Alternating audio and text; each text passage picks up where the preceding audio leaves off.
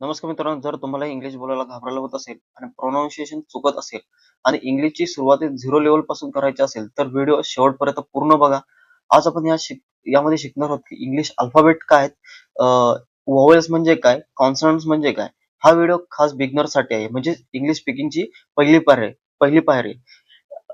मित्रांनो, इंग्लिश शिकायची सुरुवात ग्रामर पासून नाही तर अल्फाबेट्स पासून होते. कारण प्रोनाऊन्सिएशन क्लिअर होते, कॉन्फिडन्स वाढतो, वर्ड वाचायला आणि बोलायलाही सोपे जातं. जसं आपण लहानपणी आ इ शिकलो तसेच इंग्लिशमध्ये एबीसीडी शिकणे खूप गरजेचं आहे. इंग्लिशमध्ये टोटल 26 अल्फाबेट्स आहेत. चला तर पाहूया.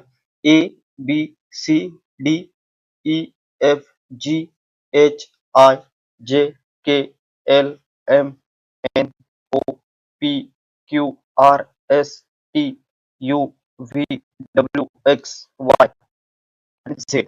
तर हे आहेत 26 अल्फाबेट्स. दोन भागात विभागले जातात, वॉवेल्स आणि कॉन्सनंट्स. वॉवेल्स म्हणजे काय, स्वर, आणि कॉन्सनंट्स म्हणजे काय, व्यंजन. आता एक एक करून आपण समजून घेऊ की वॉवेल्स आणि कॉन्सनंट काय आहे. तर वॉवेल्स म्हणजे काय की स्वर.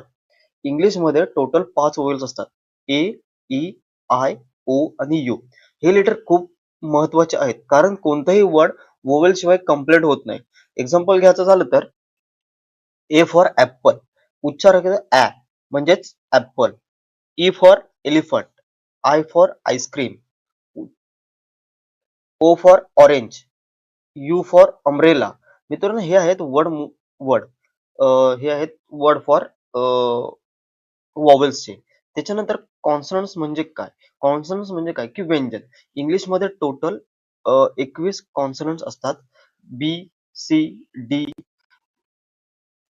कॉन्सनंट हे वोवेल सोबत मिळून वर्ड तयार करतात. एक्झाम्पल द्यायचं झालं तर ball, cat, dog and monkey. लक्षात ठेवा की कॉन्सनंट एकटे साऊंड देतात, पण वोवेल सोबत आल्यावर ते प्रॉपर वर्ड बनतो. तर तुम्हालाही जर हा व्हिडिओ तुम्हाला उपयोगी वाटला असेल तर लाईक करा, कमेंट करा आणि चॅनलला सबस्क्राईब करायला विसरू नका. थँक्यू.